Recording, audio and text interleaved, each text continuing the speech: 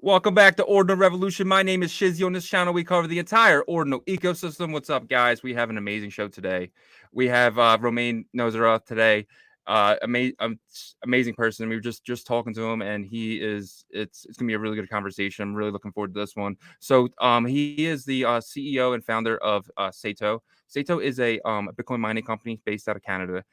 They are also on the Toronto Stock Exchange and the U.S. American OTC market. So it's a public traded company, and obviously, having a wallet from a public traded company is amazing. And what they're doing with hydro electricity, with their mining rigs is amazing. The facility is awesome, and I just can't wait to really break it down. So without further ado, let me bring in my partner, as always, Mr. Yagobi. What's up, buddy? What's up? What's up, man? What's up? So we got Sato, we got Romain Nouzareth. I'm probably butchering his name, but he said that's okay. But I'm really excited for this one. Yeah. You told me about Sato and Hordes wallet, right? It's Hordes wallet. Yep. And I just initially kind of thought, okay, another wallet entering the market. That's cool, but there's multiple wallets. But when you told me kind of their background of being a mining facility or a mining company, and they're publicly traded, that definitely made me kind of get the wheels going in my head and say, okay, well, we already knew the likes of Luxor and some other mining companies being interested in ordinals and Bitcoin ecosystem, but this is something that's kind of I feel like it's another kind of boost of energy coming, right? And they're located in Canada, but man, I want to know exactly what brought them over, right? Like what intrigued them. So. Yeah, 100%. And this is our first real talk with the miner. I mean, we talked to the Luxor, but we weren't really digging into the mining part of it. So it's gonna be really awesome to talk to somebody who built an entire miner and how they feel about our space and ordinals and stuff like that. So yeah, I'm excited to talk about Hordes wallet because it's nice. I mean, right now the only mobile wallet I have is Xverse, and the wallets have bugs sometimes, and I can't do what I want to do on the go. And having a second wallet like Hordes wallet, and it's very sleek, man. It's very sleek. I enjoy playing with it.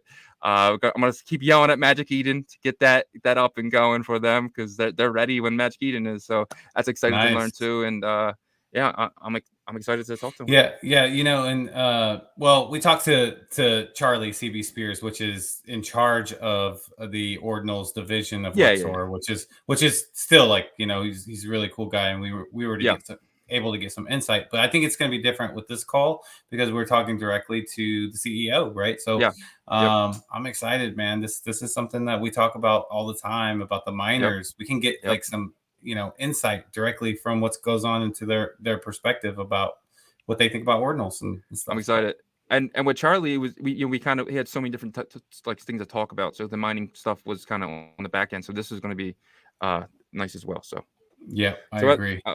Let's bring them up. Without further ado, Romain, welcome to Ordinal Revolution. Nice to meet you, man. Hi, guys. Thank you very much for having me. Love your show. Shizzy, Yagobi, really cool to be here. Love Ordinals since day one, not a long time ago. We were talking about Charlie. Love Charlie. We love Luxor. We've been working with them a long time, using them and for some of our hash rate for the pools. Happy to be here and ready to discuss anything you want. Nice. We appreciate you joining us. All right, let's dig right in. On this show, we love projects, we love the mining, we love the wallet, but we really get to know the person because without good people in the space, we don't have a good space, and we're trying to avoid that this time around. So if you can kind of give us your background far back as possible, leading up to your crypto journey. Yeah, sure. So Romain Nouzareth, 48 years old, French. I have a very, very slight accent, people say, but I don't really hear it. Also American, living in New York for the past 22 years. But I've been an entrepreneur for more than 25 years. Discovered actually the internet for the first time back in New York in 1995. With my brother Matthew, we decided to start our first company, internet service consultancy, back in '95 in France. So we've seen lots of ups and downs in the industry. The bubble of 2001, 2008, etc. And every time we were creating company, mainly in the tech world / gaming, casual gaming. So with my brother, we created different kind of companies after this one. One was a digital distribution platform for games that we were selling everywhere from Japan to Singapore, China, Korea, everywhere in Europe and in the US.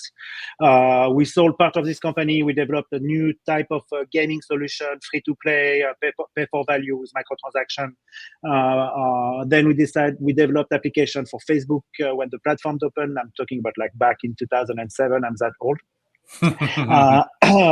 And lately with my brother Matthew is now the chief business officer of the Sandbox, which is this metaverse that is very well known. He's a board member. The two founders of the company are two good friends because we were evolving in the same world of casual gaming for 15 years. So we've been meeting them. They're also French. So we had some kind of interaction with them a long time. And the last company we made before doing the mining company was a iOS Android application. We made one game that was a huge success called Song Pop. Music games on iOS, Android. Zuckerberg said on his wall that it was his favorite game. So we had like a huge peak of traffic. We went up to 150 million downloads, I think, for this application. Wow. The company was sold to Vivendi a few years ago. I worked myself on the new platform back in 2017 or 16 with David Marcus, now at Lightspark, doing lots of stuff on the Lightning and Bitcoin in general. When they were launching that platform for Messenger, we were doing bots, NLP, native language processing. We were trying to find ways to apply content in a new way to navigate on a chat kind of like interface. Living in New York, I was passionate with technology, of course, was very much but curious about Bitcoin very early on. I'm talking about like 2013. This is the oldest thing that I found back into my history of being interested with Bitcoin. Very complicated at that time to set up an address. Even so, when I was starting companies back in the 90s, I was exposed to the PGP type of solution and private keys, public keys, that kind of concept. With Bitcoin, it was also complicated because you were attaching value on it and you don't really know exactly what to do, how to do it, etc. And I was most of the time like pushing to the next day or saying, okay, I'm going to do that another time. I remember at that time you could go and buy Bitcoin hand to hand in a Union Square in New York. That was this kind of time. But it's really in 2017 that with my brother again, Matthew, and two other founders, also were living in New York, very well known in the Web3 industry. They are doing lots of stuff on the Ethereum and NFT market. Fred Montagnon and Julien Romanetto, they are now back in France. We were passionate. We were like, hey, guys, mining Bitcoin sounds something simple and fun. Let's put some money together and let's build a mine. So that's how we started. We had no idea what it is or how to do it, honestly. But that's also what entrepreneurs do. You have no idea what you do and you just do it. I've seen this meme that was interesting. They say, we don't do it because it's simple, but we do it because we thought it was simple. Yeah. And it's kind of true. So we started like this. We were kind of lucky at the beginning in 2017 in two ways. One, because the companies that I was having with my brother before doing this game on iOS, on Android, we had an investor at that time called IDG USA, linked to IDG China, who was also an investor into Bitmain at that time. And we've been able to get our first S9 very, very quickly. We've been also lucky in a sense because living in New York, we looked around and we were like, okay, where should we set up shop? And we found out that Quebec was an extremely good place for mining Bitcoin. Not only you have an electricity that is well priced, one of the best price in the world, around 4 cents a kilowatt hour. It's difficult to find better. But it's also an energy that is very stable. It never stops because when you mine Bitcoin, you want your computers to be running at 24/7. And it's an energy that is close to 100%, 99.9% non-producing carbon. So we decided to set up shop over there. We signed a contract for 20 megawatts of energy. We built the mining facility over the years. Now we are at 100% capacity. We run around like 6,000 miners or rigs, as they are called. That represent a little bit less than 0.6 exahash of mining of power. And to give you an idea, in the world, that's a little bit less than 0.2% of the total network.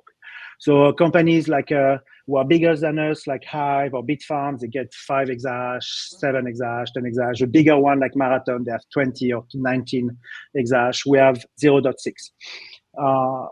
We are operator people and infrastructure people, so we are transforming our energy ourselves. We have no intermediary between our power, between our electricity and the Bitcoins that we produce. It means that we built our own data centers, we transform our own energy, we manage our own ventilation and a cooling system, air cooling. We also developed our own software to manage our fleet of miners because we wanted to have a data approach to our fleet of miners. We were getting data since 2018 with API every 10 minutes. We put that into a system with bots that was able to restart mining rigs, etc. And by doing this, we were very much in the deep low level of Bitcoin. And the teams that we have internally also to develop the software is the same teams that we put on developing Lightning Network, Ordinals, rare sats, and this kind of stuff. So that's really the idea of the company, because it's a very capex intensive business. It costs a lot, not only on the infrastructure, because you need to transform electricity, you need to buy fans, you need to create a data center, racks, etc., network, but you have also capex on the rigs itself, buying the miners. When the Bitcoin is up, the price goes up. It changes every 15 days. So we decided to become public and to get listed on the TSXV in Canada. We're following the steps again of bigger miners who've done it before us, Hive, Bitfarm, etc. And the idea by being listed, first we wanted to bring some kind of openness to the business, because sometimes mining can be a little bit opaque. And by being listed, you really it's almost like an open source type of mentality for the financial part. And also, it's a great way to raise money at scale. Today, we are running 20 megawatt. We have the goal to do a 10x. We did a 10x before. We went from 2 megawatt to 20. Now we want to go from 20 to 200 or more. But we're talking about raising around like $100 million, $150 million in the next 15 to 24 months. Public market are extremely well suited to do that, not only on the equity side, but also on the debt side. So our focus is really to build infrastructure again, transforming energy into computing power. But we're also big believer in Bitcoin. We are Bitcoin fans. We believe in the beauty of Bitcoin. We're not saying it's going to replace fiat or US or Canadian dollar or euro, at least not in a short time frame. But we love Bitcoin. We think it's an extremely secure system. It's a great store of value, but it's also a great tool of exchange when you start using sats into an environment that is really like in and out between different kind of people, like Lightning Network. So gotcha. We wanted to develop L2's type of infrastructure, and we do it because we see it as a way to continue what we do with Bitcoin mining. We make money by mining Bitcoin, by the rewards, but also the fees. And we also want to find more ways to bring more services, more Bitcoin to people, but also to win and to make more fees by developing different kind of applications and our solutions. So around, I would say maybe a year or maybe 8 months to 12 months, we started working on a Lightning wallet, or like LSP at that time. And we built different kind of bricks on it. But when we saw the Ordinal arriving, at the end of last year and beginning of this year, we're like, okay, that's really interesting. Let's try to do something. At that time, we had only wallets with extension, Chrome extension, and we wanted to have something for iOS and Android. And we put our team like this. We have a very, a thorough approach into developing product for the L2s. It's really the Facebook mentality of fail fast and start again and learn from what you've done. And by doing this, you can really put your hands on certain kind of concept, understanding what it is, and build, and then learn and build something else, and then grow like this. In our business, we often say that an application is an overnight success, but it takes years to make. Yeah. Absolutely, a lot to take in there. I have a lot of questions. Take me back a little bit. So, you read the Bitcoin white paper for the first time. What kind of feels do you get? What are you thinking during this period? Well, I was really excited and also frightened at the same time because it's difficult to understand the concept. Even so, it's not that long. Once you finish the extract and you go into the model, and today, I mean, even today, and this is also the beauty of Bitcoin. I still learn things that I think I knew and I don't, and then you learn and you're like, okay, fine. In our team, we have an amazing guy called Simon Glatt. One day, I hope he could join you guys because he's our Bitcoin wizard. He's a quant mathematician from University of Saclay in France, which is one of the best universities for quant finance. And because he's a passionate of Bitcoin, he said, no, I'm not going to join a bank. I want to join a Bitcoin company. He started with us 3 years ago.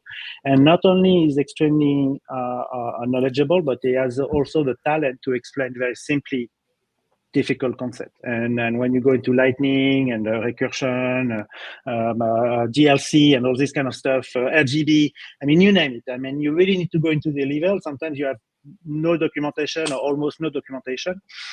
So it's really important. And I think this feeling about Bitcoin, and then to come back to the white paper, it's still something that I have today when I see what's going on, and even more since the Ordinals. Gotcha. Yeah.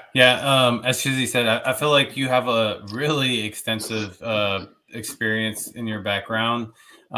For one, I'm glad that you are getting involved with Ordinals because that gives me more confidence in where I'm at. Because I feel like in your tech history that you explained to us, you've seen. It seems like you were in the right place at the right time with a lot of innovation, right? Whether that be the internet, the .com bubble, all that stuff. Is that kind of what you felt with crypto as well? It's like, okay, in the beginning when internet was big, there was, the media companies were saying, oh, this is going to die. This is going to die. That's kind of what the banks are saying to crypto. Is that similar? Yeah, that's not only that similar, but that's something I've been hearing for the past 25 years or more. I mean, internet was never working at that time, and it was like it's going to be dead in 6 months. Same kind of things with all technology. I totally agree with you that you see this kind of like leapfrog, I would say, in terms of technology. And sometimes when you have success, and I don't think we are there yet for Ordinals and or Lightning or L2s on Bitcoin, but we are getting there for sure. But when you have massive adoption, it's it's kind of luck and you don't really know, you can't really plan it, but when you have an alignment of different things. For example, back in 2007, for example, when the first social games were being made on Facebook, like talking about Zynga, you remember Farmville, for example. Mm-hmm. The innovation was the social feed of Facebook, and all of a sudden you were able to play a game and invite all your friends and then start exchanging points and then do this kind of stuff. This was a major improvement between just an internet and page you could consult via Google or whatever. The second innovation that was also like a big jump was not only the merge of social network like Facebook, but also the arrival of application on iOS and Android. I'm talking 2013. And that's also where you've seen like a huge, massive increase of not only users, but also applications and massive usage. So that every time you have like this kind of innovations that are put together, and it creates something that has a very quick and even faster every time penetration.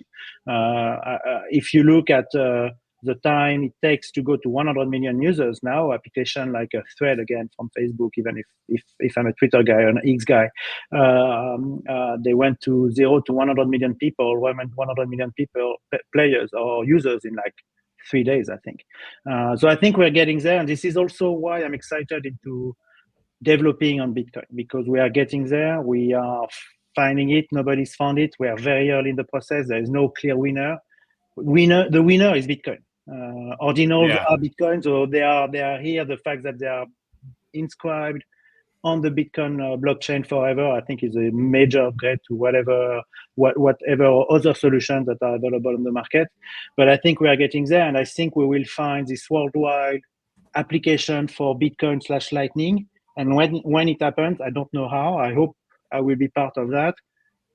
It's gonna be super fast. I think the progression will go to 200, 300 million users in an instant because the technology is here. Yeah. But we're not there yet. Yeah. So it sounded like you were okay. You've been over in Lightning for a while. What pulled you over to Ordinals? Was it because in your mind you were like, okay, Ordinals is powerful? It obviously kind of went mainstream, or do you feel like it could possibly be like one of the winners, like the winner, or do you feel like it's going to be more of like a ecosystem all working together? It's a good question. I would say a little bit of both, but what I loved with Ordinal was a mix of Bitcoin and art. Now, even if now it's not only art, it's expression in general, because you can inscribe whatever you want on the network.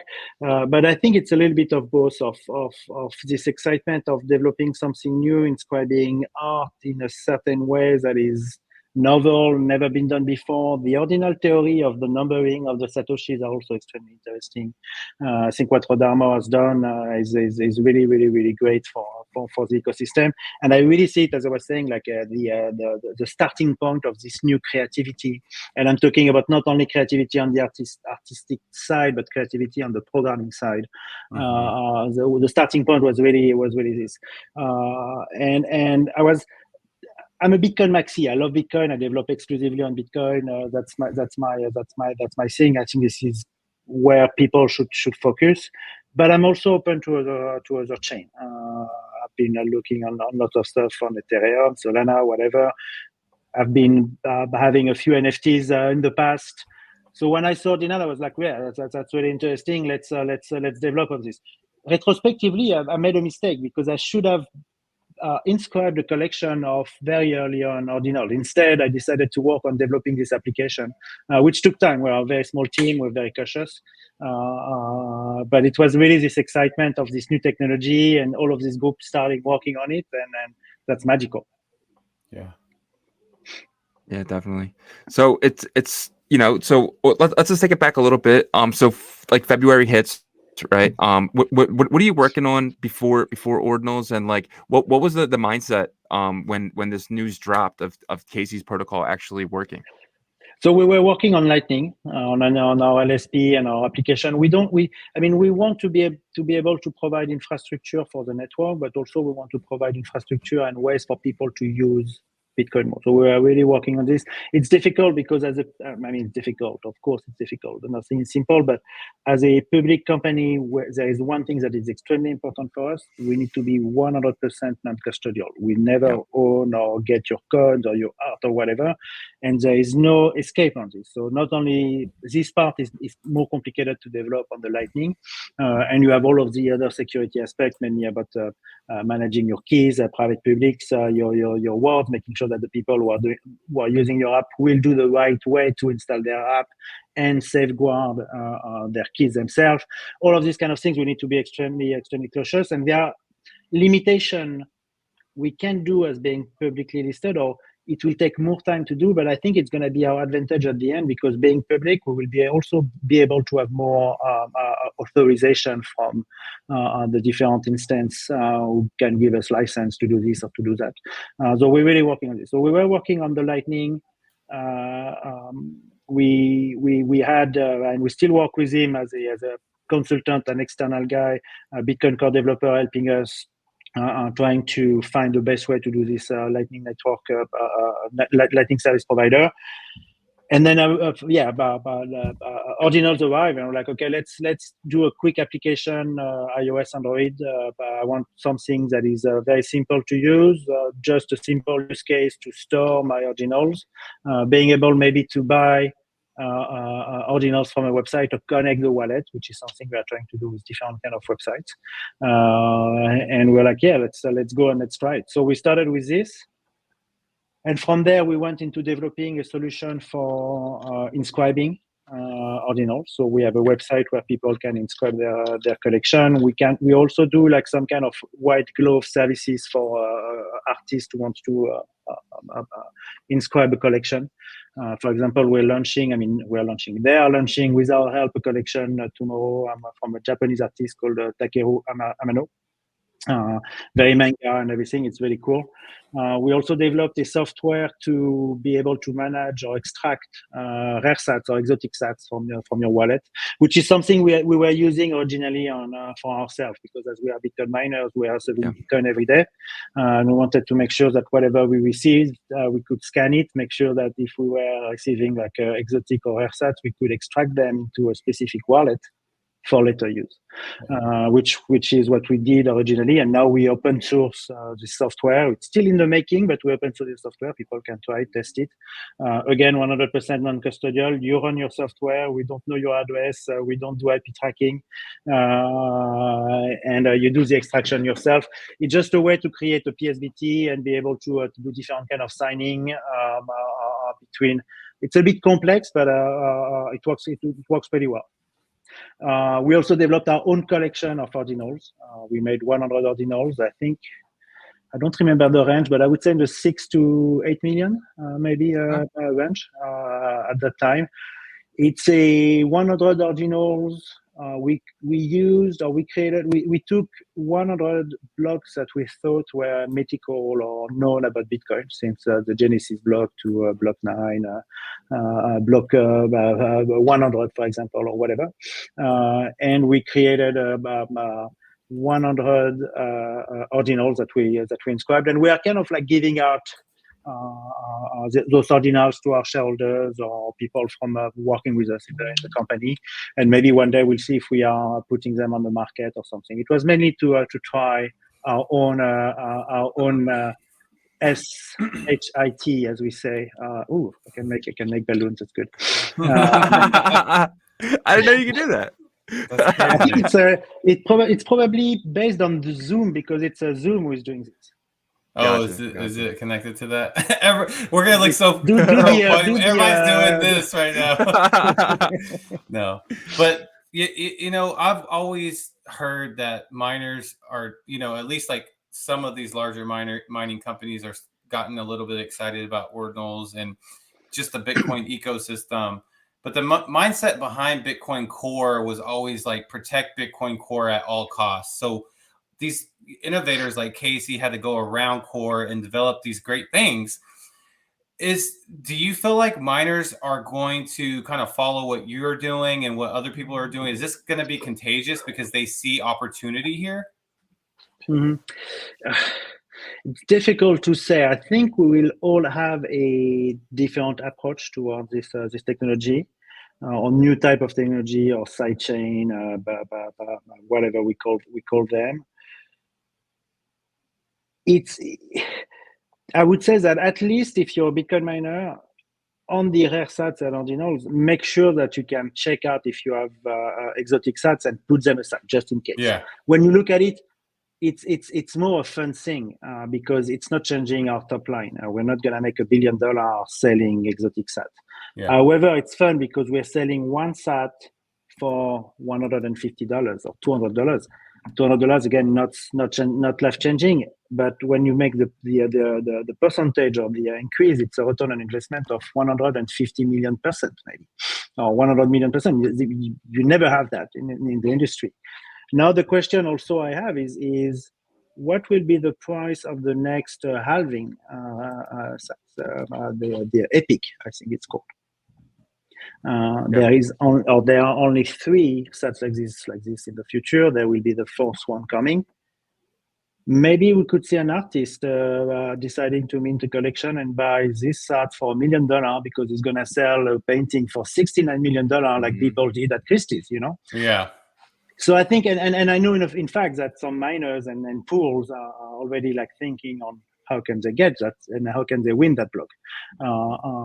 So it's really interesting. But to come back to your question on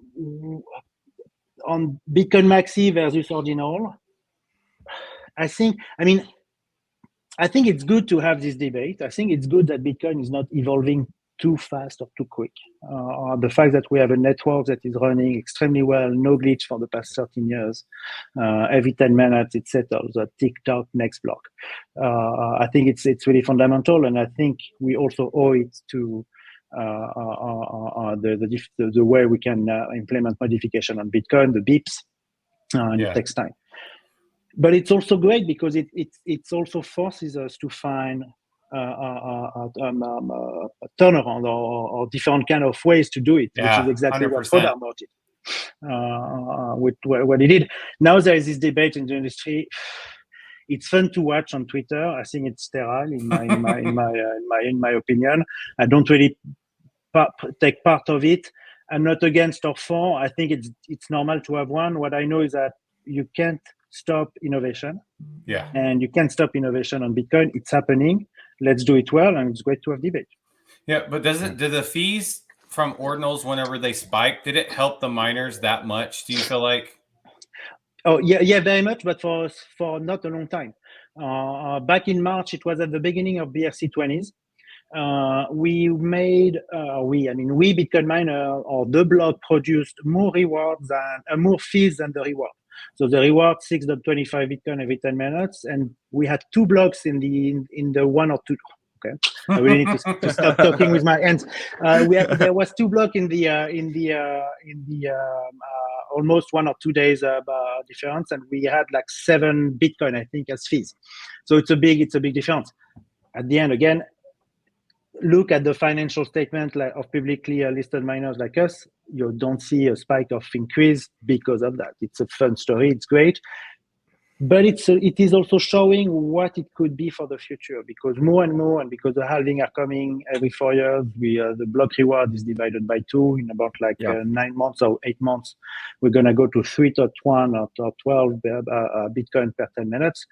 We Bitcoin miner, we need to find ways to make more revenues or different kind of revenues, and having fees is one of those. And showing that with this kind of technologies, we are making fees is showing that it's going to the right direction. So it really makes sense for Bitcoin miners.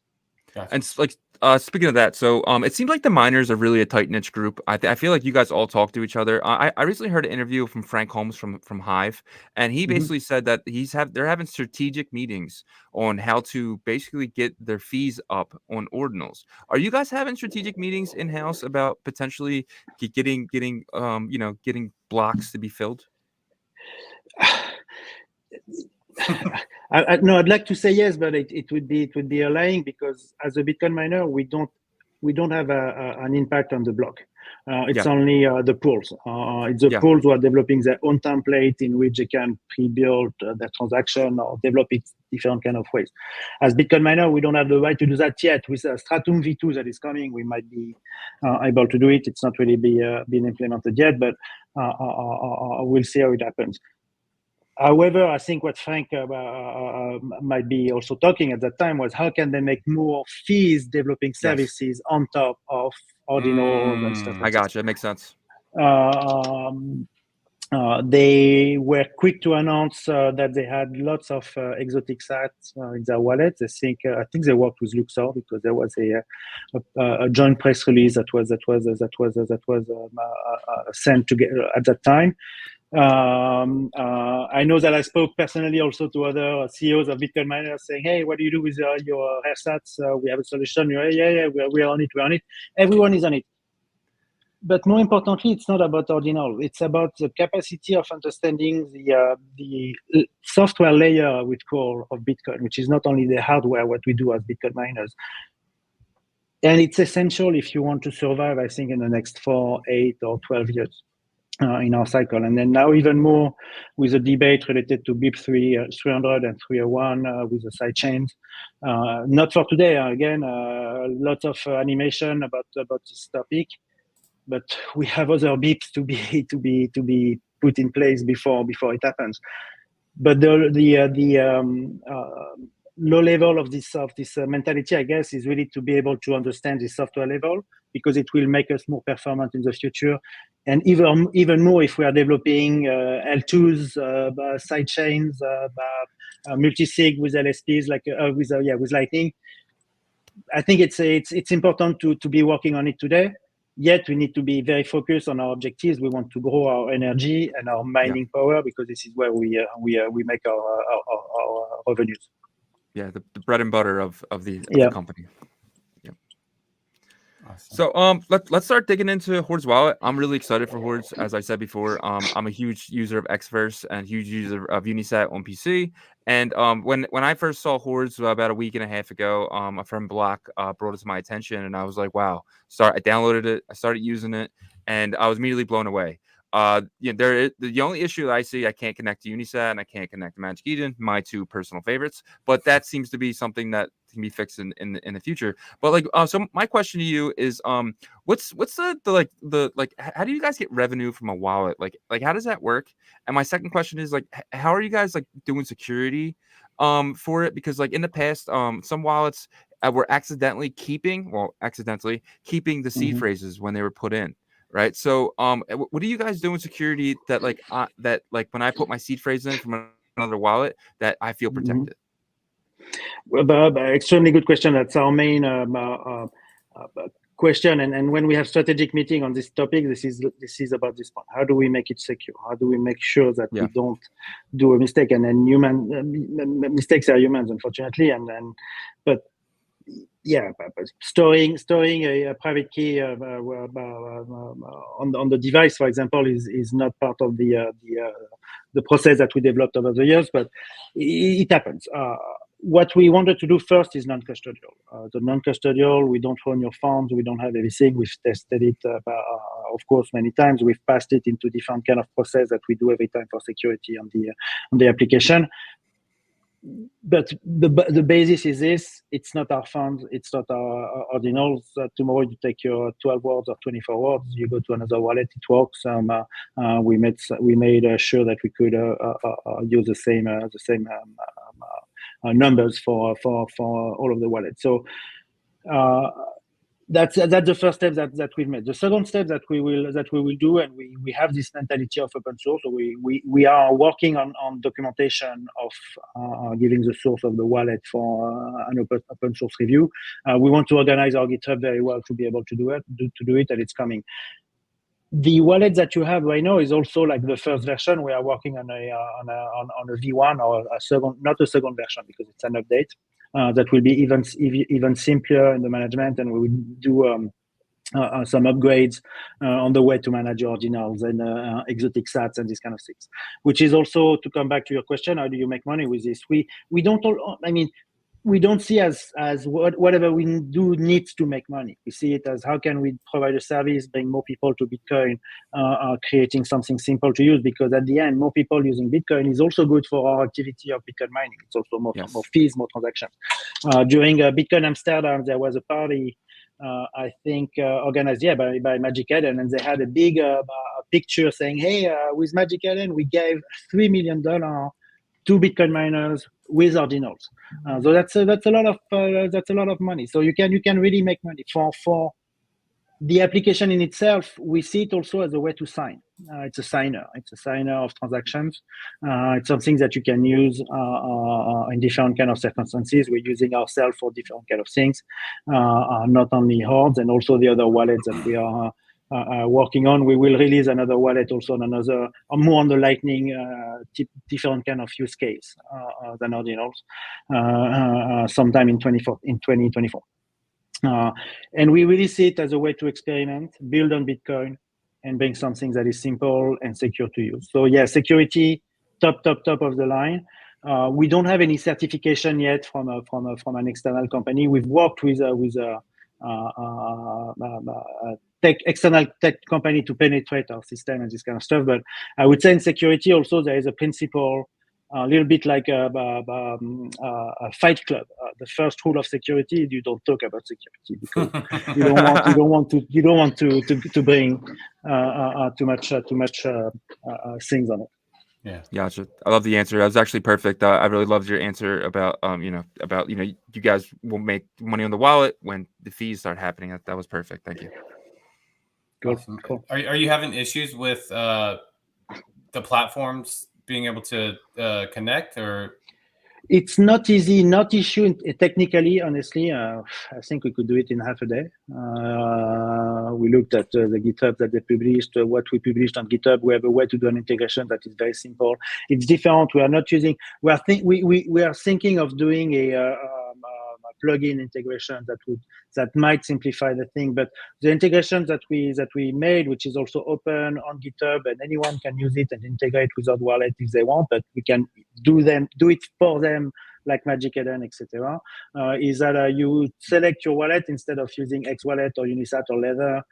You choose Hordeswallet as another option. It opens a pop-up. You scan a QR with your wallet, with your Hordeswallet, and that's how you connect. And after that, you can do transaction, which is also something that is different from other solution, because when we inscribe Ordinals, for example, we are also 100% non-custodial. So when you inscribe with us, you use Hordeswallet, Bitcoin on your Hordeswallet, and we never get the inscription ourselves. You inscribe and you receive. On the other services, you send your Bitcoin to someone, they inscribe, and then they send you back the ordinal for maybe 10 minutes, 20 minutes, 2 blocks, whatever. You have nothing. With our solution, it's 100% non-custodial. Also, when we inscribe. Interesting. Yeah. Interesting. Does that answer your question? Yeah, it does. It does. Okay, cool. I mean, I'm sure that's gonna, be something that gets resolved quickly. Yeah. So but to come back to the platform. So technically, no problem. Now, in terms of like implementation, we are also not here to do a quick coup and run. We are here for the long term. We know it's going to take time to build an audience. We are going to do different kind of solution, etc. So we contacted them.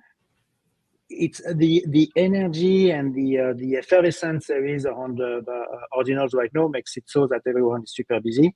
When they have time, we'll be there. We are working and talking to different kind of players, and we'll see where we integrate with the first one. We'd love to do it with Magic Eden, because we're doing the sale tomorrow with this Japanese artist. We tried to do it before. I know they are super busy and doing different kind of things.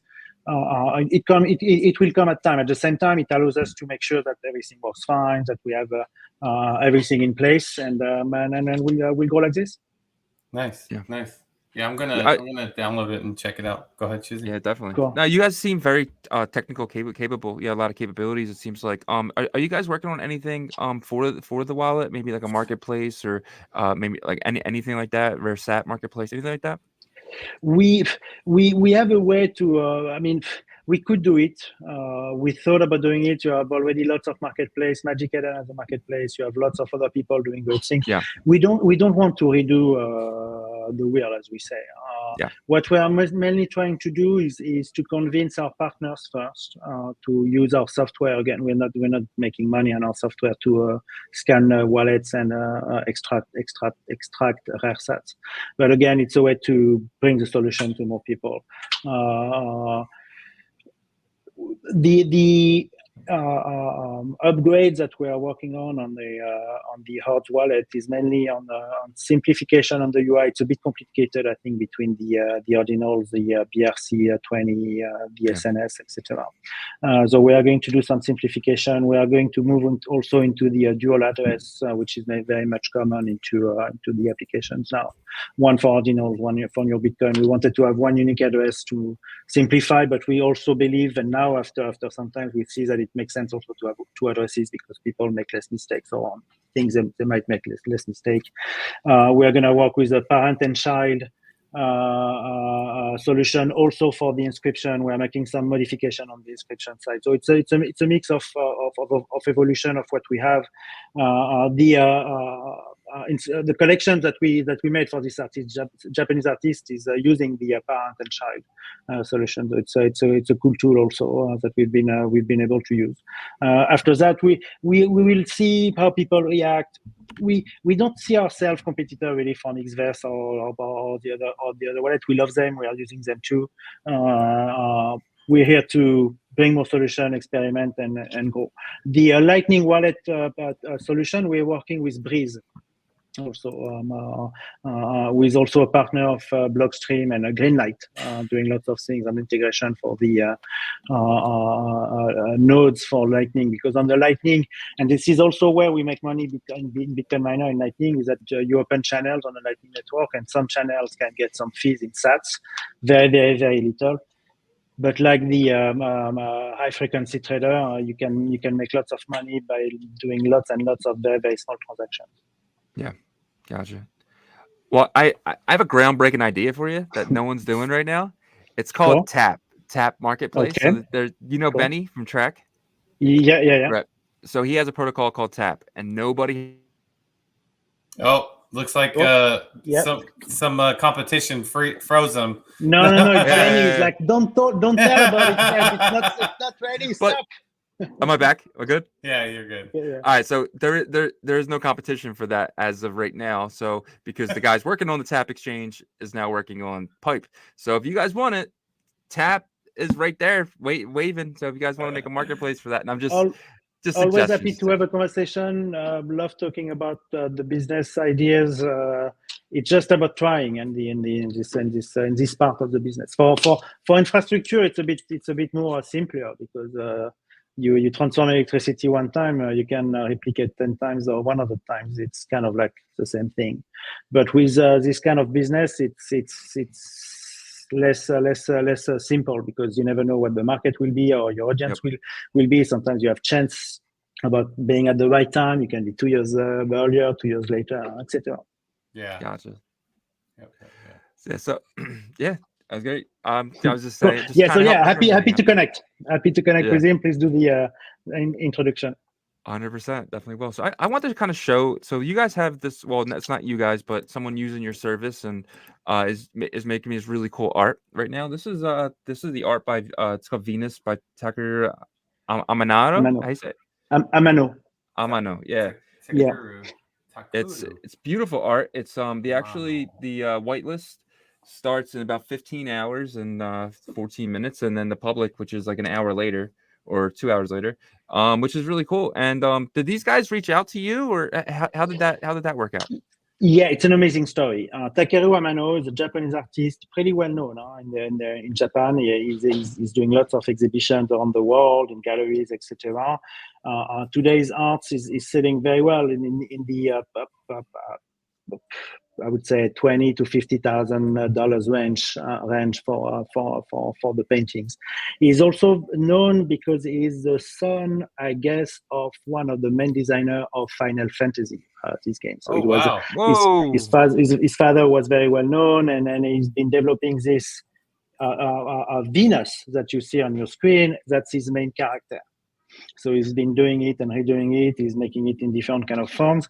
And for the first time, he's launching an NFT. I'm not sure it's the first time an NFT, but it's the first time that he's launching an ordinal collection. And we've been, so you can't really see the ordinals because it will be released tomorrow. Gotcha. But it's basically 500 of this Venus that has been inscribed. I mean, we inscribed only 300 yet. We'll inscribe the 200 later. All of them has been inscribed on Satoshi blocks. So we didn't have some in our stock of Bitcoin, so we had to buy them on the marketplace. And 5 of them are inscribed on uncommon sats.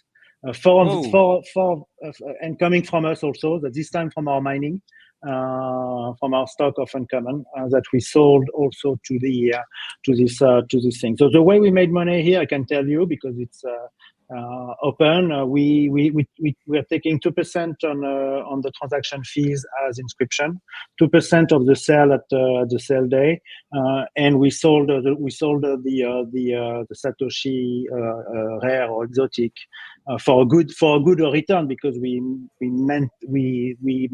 had them at 1 sat and we sold it for way more. But at the end, it's not a huge revenue for our business. It's more a way to develop the business and the solution. So this artist, amazing artist, good collection, great collection, some very rare and unique Satoshis for it. We've been working on this, I would say, maybe 2 months ago, and the way we did it was to make sure also that we could reduce the fees of the inscription.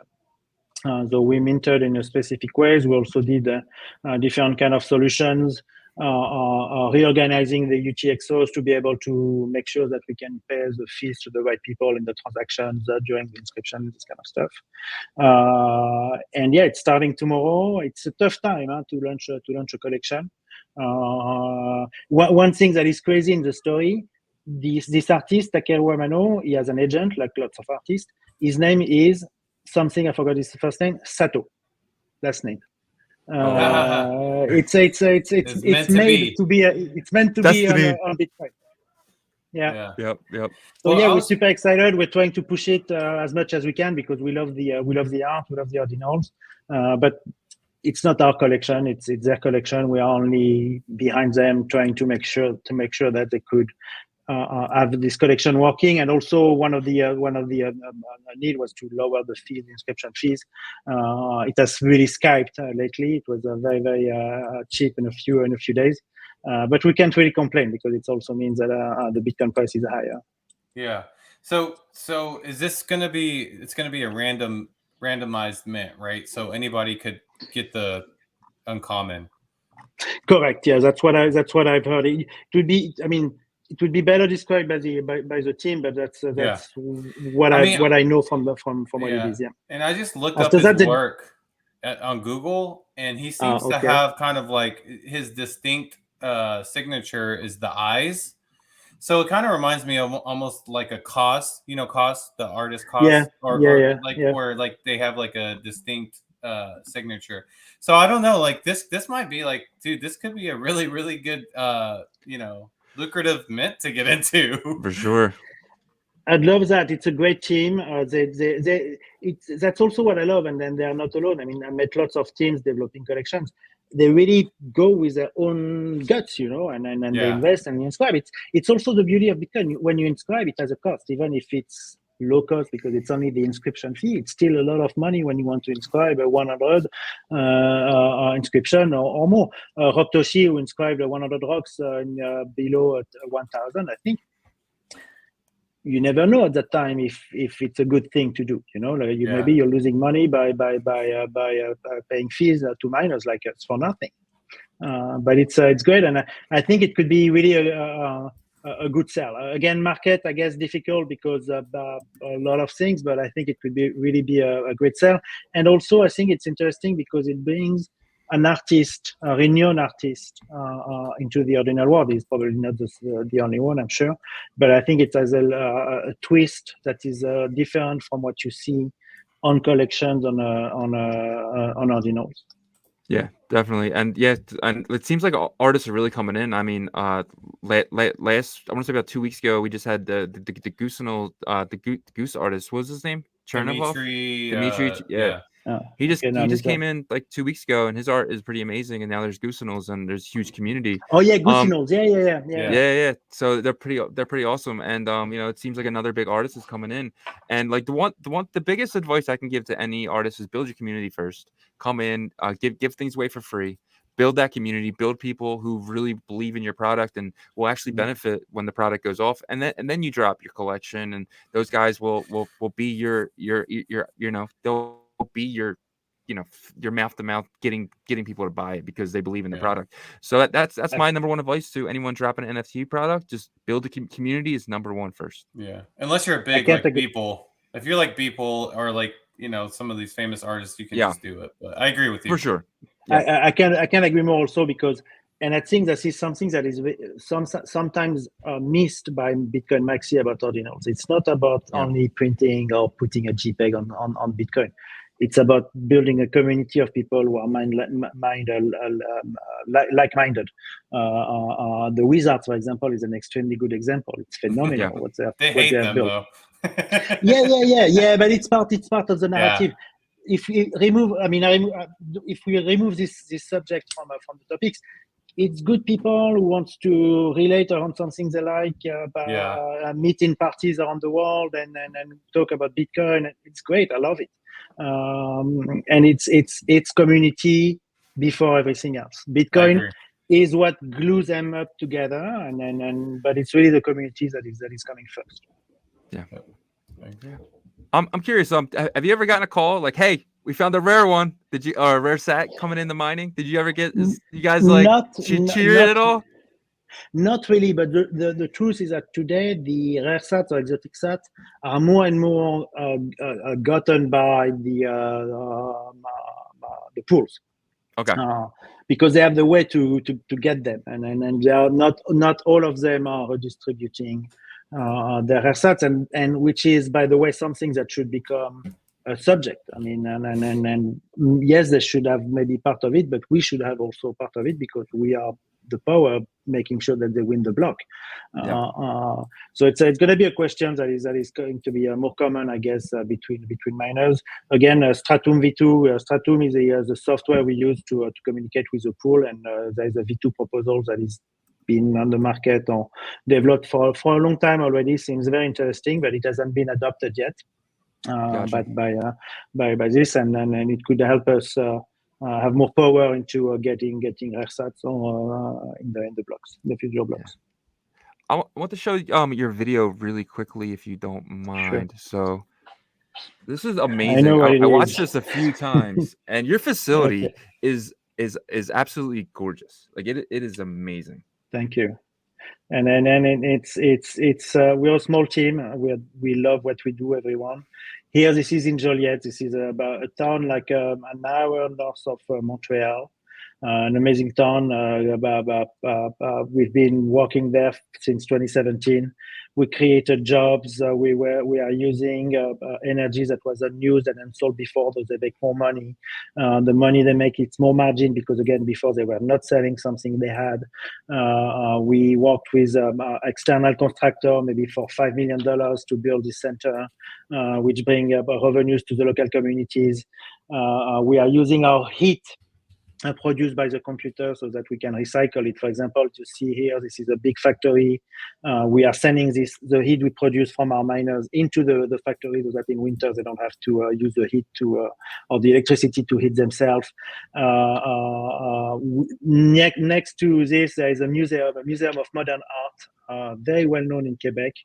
They have a huge gigantic collection of Quebec artists, but not only superb building, all in glass, made by a really great architect.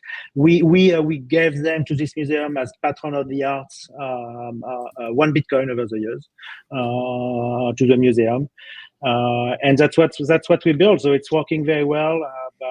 A small team in Joliet. We have a few people in Montreal. Also, many the other finance team. As a publicly listed companies, we need the public to be super strict on this part. So we have 3 former auditors from Grant Thornton, which is one of the big 4 accounting and auditing companies in the world. We have also a small team for development. Simon, our chief, our Bitcoin wizard, and Damian is in Argentina. Is mainly working on the technology for the application, not only on the front end but also on the back end. We've been doing it again together for a long time. I have also our COO Fanny. She lives now in Brussels, in Bordeaux. She was before in Montreal.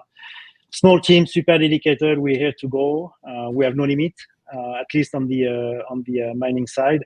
What you see and what you saw in the video, it's a video that has been made, I think, 2 years ago.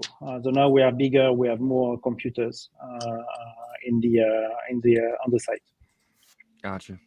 Amazing. Do you have any last questions, Yagobi? No, I feel like I got every question answered that I was looking for, and I'm excited to see more. Hopefully some more mining companies get involved more like this in Ordinals. Yeah. All right. Let's go. I'm sorry. Great. Yeah. That's it. So no. So we like to give our guests a stage. Oh yeah. We give you about a couple minutes. You got to talk to our community, and really, time is yours. Look, first, thank you very much to giving us the opportunity to be here to talk about what we do, the passion we have about the products we're developing, the buildings and the data centers we are currently putting in place. It's always great and good to share what we work on. if you have any ideas, comments, or ideas on how to implement different kind of solutions or working on the kind of products where it is, go for it. Contact us. You can go on our website buysato.com and you go on L2. It's in the menu L2s, and on L2 you can find at the bottom of the page a way to become a beta tester that will put you on our list, and then you will be able to test out the application before anyone else. Again, beta means don't put your money on it. Other than that, just follow us on Twitter. We are talking a lot on Twitter. Sato_compute for the company. We like to engage also with our community. For Hordes, we also have a Twitter, Hordes_wallet. Or Hordes wallet. I need to check. Hordes_wallet. That's Twitter or X is a good way for us to communicate and interact with our community. And yeah, that's it. We're just here to continue going. We love what we do, and we're gonna continue as big as we can. That's amazing. Awesome. We really appreciate your time. Yeah. We appreciate your time. Thank you very much. Yep, and we'll hopefully we get you back on the show sometime. Anytime. I try to do no balloon. Balloons to say bye-bye. That's confetti. Great. That's your exit balloons. Have a good one, guys. Thank you, buddy. Take care. Well, absolutely amazing. Enjoyed every second of that. Romain's amazing, and just wow. I learned a lot. I mean, yeah, I love people that run, because I mean, let's be real, like that's a pretty big operation. It might not be like the largest mining companies, but that's still a big operation, and he has a lot of experience, and people that have gone through that and are willing to open up. I love that, so I like that he's here, because obviously you hear about the success of building his companies in the past, and I think he mentioned Sandbox was like his brother was on the board there, so I know. I mean, there's just a lot of experience, right? So I have a feeling we're going to see more of this, though. More miners getting involved with it, seeing the opportunities. But like you said, right now the volume is not being seen on every individual miner yet, but they probably know that if they can increase to a certain level, they'll all experience some benefit from it. And it will. I mean, bull market's 6 to 8 months away. You know what I mean, from insanity. So I'm definitely excited for that, and I'm sure they are too. And my favorite part is with the fact that he was like early to the internet. And then he was early to social media, and he was just early to everything. And he's sitting here with Ordinals, right? We're talking Ordinals with a guy who's always been early, which is amazing. Yeah. So exactly, that's exactly the same feeling I had. So. Yep. All right, guys. We had an amazing show. We appreciate you guys watching, listening. If you cannot watch, you can definitely listen. We're on Apple, we're on Spotify. We appreciate every single view, every single like, every single comment. We appreciate you guys so much. Our community is growing. We're gonna get to our thousand really soon. You guys are just pumping us. We appreciate it so much. Yes, appreciate all the support. We're almost there. Keep holding on, because we're all about to benefit together. So it's gonna be a good bull market. I think we're just in the early days of it. So see you guys. Peace.